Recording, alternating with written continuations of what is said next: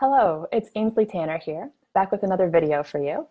Today I thought I'd share some of my top tips for helping you change careers.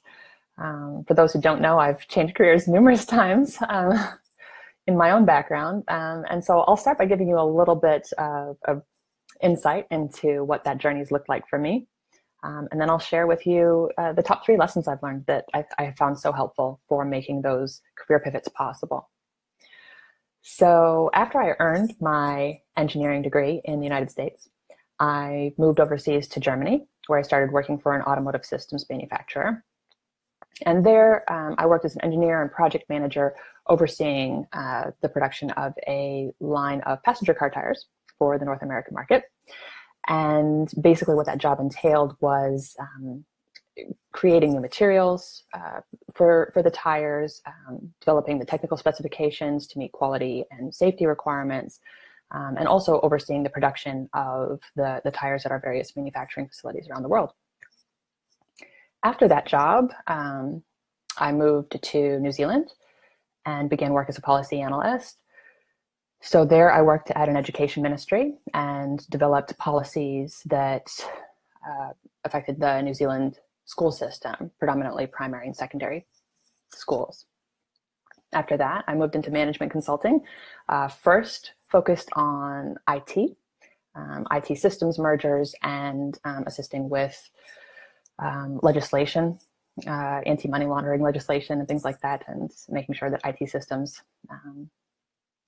matched what they needed to do to prevent fraud and crime. After that, I stayed in management consulting, but moved to a different firm, this time working in the finance and economics area, developing business cases for large-scale infrastructure projects, things like roading and rail and so forth. And it was at that firm where I did my coaching certification training program. And so that led to me eventually leaving the corporate world, starting my own leadership coaching business, and later on the personal brand agency, which are the 2 businesses I run today. So that's a brief history of the journey that I've been on.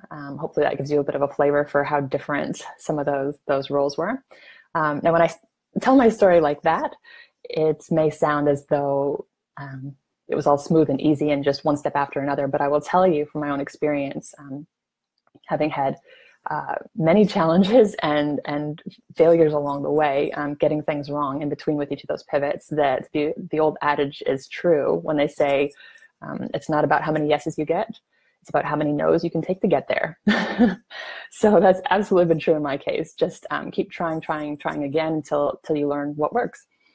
So my top 3 tips that I've learned from going through this trial and error process of changing careers numerous times would have to come down to 1, asking for help, 2, getting feedback, and 3, personal branding. And I'll give you an example of what I mean of each of those. So in terms of asking for help, when I originally started my first career pivot, I thought I was going to do it alone. And I kept on failing and not getting callbacks and not getting interviews and not having success in the interviews and that I did get. And so it was just not going well. And it was when I started asking for help that I started getting insight and insider information that started making the process so much easier for me. One specific story, when I was moving from public policy to management consulting, I actually just let all my friends know, people in my network, that was my desire, was to make a career change into management consulting. So people in my network knew what I was aiming for.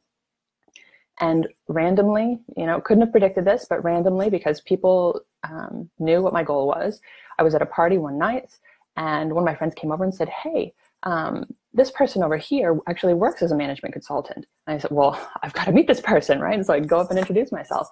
And that introduction started a whole chain of events that ended up leading to my first management consulting job. So by asking for help, I just made that process so much easier, right? I just allowed other people to get on board and assist me with achieving that goal, right? So asking for help was definitely one of my top tips for you if you want to change careers. 2, getting feedback.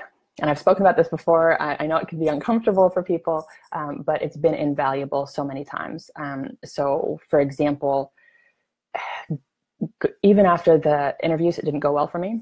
Going and asking for feedback after them to see what people thought gave me valuable insight into how I was coming across. You know, I had one of these situations where somebody actually told me I was coming across as boring in the interview.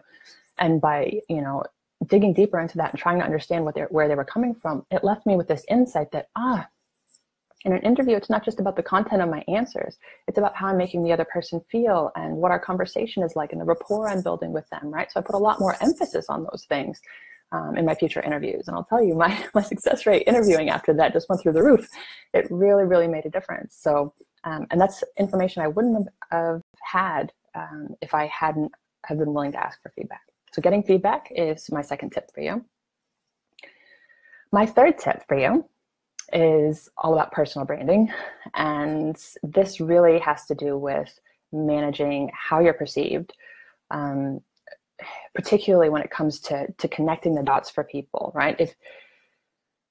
If you apply for a job and just wait for the hiring manager to connect the dots from your background, particularly if you've come from a different area than the role you're applying for, they're not going to make the leap for you, right? It's our job as the people that want to change careers to connect the dots, to tell the story about why our past background is so relevant and valuable for where we're trying to go.